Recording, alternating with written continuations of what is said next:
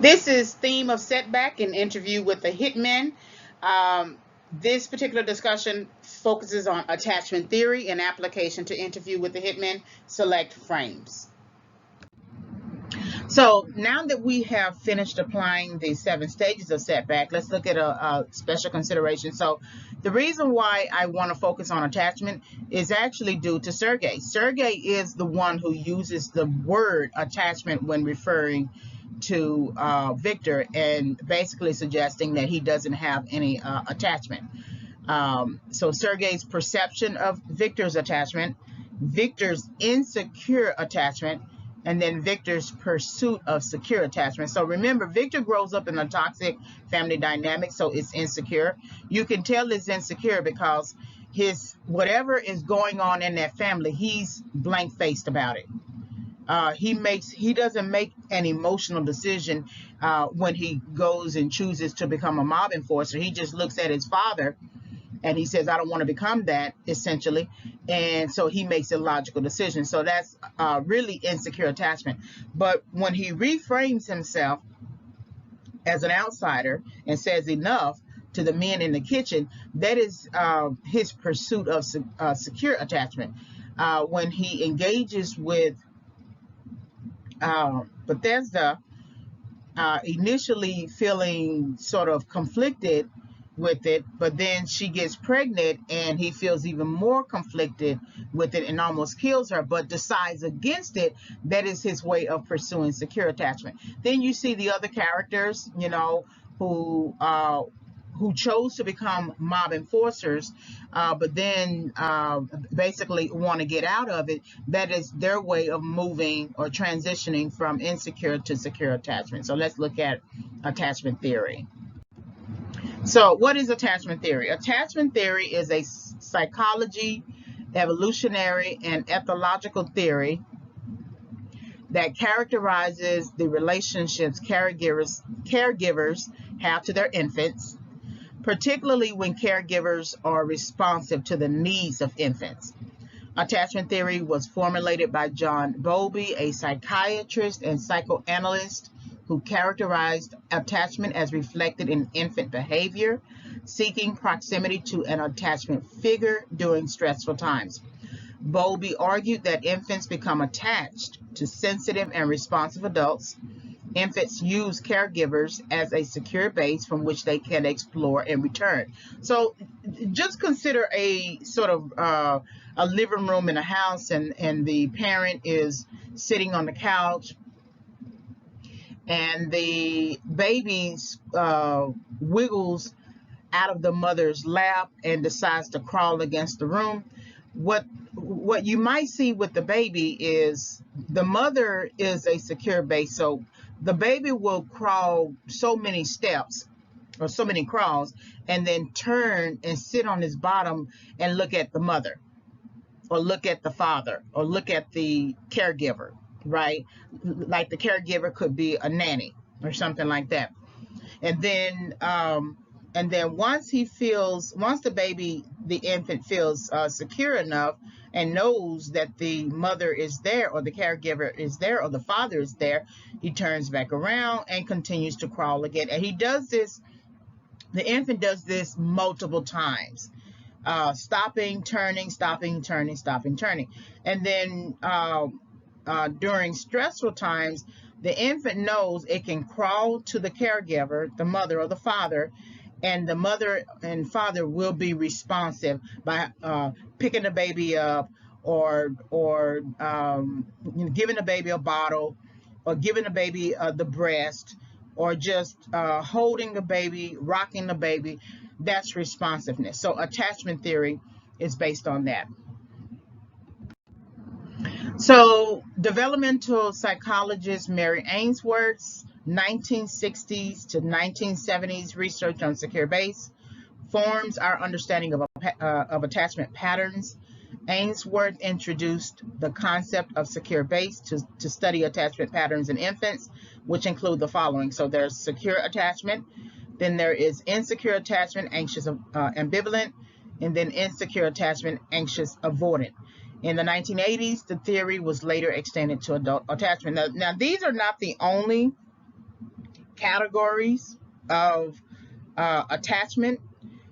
It's always a standard of secure or insecure, but there may be other types of extensions or subcategories that are different from anxious ambivalent or anxious avoidant. So all you basically have to do is type in the term as a keyword search attachment theory, and you'll see different types of attachment patterns. So here's secure attachment characteristics. A securely attached child exhibits the following characteristics. So explores surroundings with enthusiasm, checking back with secure base, mother, father, or caregiver, engages with stranger if caregiver is nearby, cries when caregiver leaves the room, but is happy to reunite when caregiver returns. Then behavior, develops sense of security to cope with problems and adapt to unfamiliar situations. Parents of a securely attached child are responsive and sensitive. Infants have positive, close relationships with parents, caregivers. The child is both comfortable and confident. Now, if you think about Viktor, all throughout his toxic family dynamic, I find it's very interesting that he stands behind the door while Sergei is beating his father, and the mother is pleading with Sergei not to beat his father, right? And that he doesn't open the door. And then he only comes through the door, he opens the door and walks through it once Sergei and his other foot soldier leaves. And then he walks past his mother and his father on the floor while she appeals to him to help. And so there is no secure attachment. That means he has no positive or close relationship with his parent or caregiver. He doesn't feel like his parents would be responsive and sensitive to him, so therefore he's not going to be responsive and sensitive towards them. Whether they leave or not, it's Viktor who actually leaves the family. So the family doesn't even leave him. And then when his father is assassinated and killed, there's nothing on the inside of him that cries out, my father is gone, right? So we know that Viktor does not exhibit secure attachment. So types of attachment: insecure, anxious, ambivalent. So an insecurely attached child exhibits the following characteristics. So expresses distress when strangers nearby or in unfamiliar settings, whether the caregiver is present or not. Exhibits extreme anxiety, distress when the parent departs, often resistant to reuniting when the parent returns. And then behavior, parents respond to the child on their own parent schedule. So, you might think that Franco is actually an insecure child. You would say that he's more secure because because trafficking doesn't kill him, right? When he messes up that drug deal, but he's also a little insecure because he is able to express distress when he says to his papa, I've been hit. He calls out his name, Papa, I've been hit. And so he expresses distress. He exhibits extreme anxiety, but he's not necessarily resistant to reuniting when the parent returns. But because he's not really sorry for his mistake, it can be interpreted as him resistant to reuniting, meaning that he's not willing to still go the right way. And then parents respond to the child on their own parent schedule. So we don't see Viktor's mom having a conversation with Viktor only when the father is beaten by Sergei and he's on the ground and Viktor walks past him and the mother is saying, help your father. But we don't see her coming into his room and having a conversation with him. We don't see her dressing him, laying out his clothes. Viktor as an adult lays out his clothes. Where did he learn that? He didn't learn it from his parents, right? But somehow he learned to lay out his clothes. But we don't see the mother doing that. So we know that this is and um, insecure, anxious, ambivalent. But I don't think Viktor is really anxious and ambivalent because he doesn't express distress. He doesn't express distress as the other characters do. So I then believe that Viktor is anxious avoidant. So an insecurely attached child exhibits the following characteristics. Infants show little behavior indicating interest in the adults in the room, regardless of adult present. Avoid or ignore parents and primary caregivers, whether strangers are nearby or not. Strangers are not treated any differently than parents or primary caregivers. So the behavior infants studied lack affect, meaning that the conclusions of a study revealed that many infants lack mood or response in terms of emotional effect. Infants do not believe that the adults in their lives will respond to their distresses. And children believe that communicating their needs is futile and makes no difference. So we see this illustrated and exhibited in Viktor. That's why I believe he is an insecure attachment type, anxious avoidant, because it doesn't make any, he doesn't feel like it makes any difference to go in and tell his family or his mother and father, I'm hurting. I'm a child living within a toxic family environment where I continue to hear my father beat you, mom, and I'm stressed. I'm distressed about that. But the only way that I can handle it is to basically lie down in the bed, turn in such a way, turn over in the bed in such a way that I don't really hear it as what I'm hearing it. And so then my only option, the only option I'm going to give myself is to essentially join the mob as a child, right? So that's why I feel like he's more anxious avoidant. So Sergei's perception of Viktor's attachment, it is Sergei who mentions attachment, referring to Viktor's behavior and attitude towards being a natural born killer. Sergei says that Viktor has no attachment, but Viktor pulls out the Romanian bill Sergei first gave him as a child, which suggests that Viktor had an attachment to Sergei. And then since Sergei believed that Viktor had no attachment, it made it possible to attempt to kill, saying that he had no choice but to do it. And so the people in the film really have Viktor wrong. They think they truly know Viktor. The only person in the film who knows Viktor is the one who has spent time with him sexually, learning his ways, right? And that is Bethesda. Because she knows him so well to the point that he lets down his guard so low that he doesn't see the shot coming. But it is Sergei that I thought that was interesting, that he's saying that Viktor has no attachment, but never realized that he kept that same bill, and he really wouldn't know that he kept that same bill. But it's also interesting that Viktor never told him that he kept that bill either. Viktor's insecure attachment. So Viktor is insecurely attached to his toxic home environment, his parents, and to his immediate childhood environment. When Sergei beats his father, Viktor does not intervene. Viktor listens to his father beat his mother, and he still does not intervene. Instead of going to school, he decides to become a mob enforcer. Although he considers Alexei, Marku, and Cesar as friends, it has been 20 years since he has last seen them. So it's interesting that he doesn't know that they are part of the mob enforcing group, right? That it isn't until they come and hunt for him and sell him out 20 years later that he realizes that they are part of, that they are also mob enforcers. Throughout the relationship, Viktor struggles with insecure attachment to Bethesda, wanting to kill her, but cannot because she is carrying his child. So we're looking at his insecure attachment.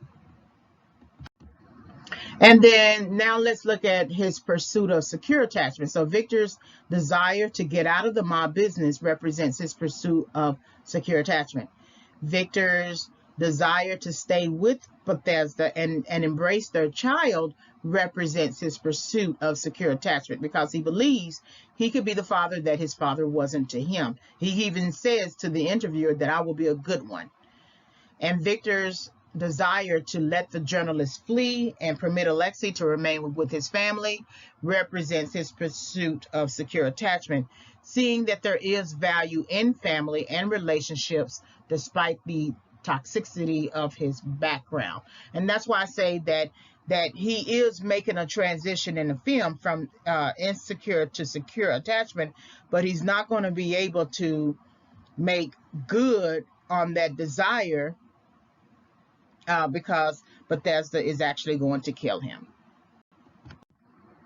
So, conclusion, what can we learn from Viktor's setbacks? What can we learn from Sergei's setbacks? What can we learn from the interviewer's setbacks? And then what can we learn from Bethesda's setbacks? So Viktor's, what we can learn from Viktor's setback is that initial choice to join the mob when he really wasn't pushed or pulled to join the mob is the one that is his ultimate undoing. No matter what he decides to do throughout the film and towards the end, he cannot get away from that one choice. And basically that one choice comes back around to haunt him. He comes full circle when it is Bethesda who is holding him at gunpoint and then essentially shooting him. So whereas he wouldn't shoot Bethesda, even though he pulled the trigger and Sergei stopped him, there was more enthusiasm or eagerness on his part to shoot her father and shoot the mother without much thought or consideration. But there was he was holding himself back when he was in the process of pulling the trigger to shoot Bethesda.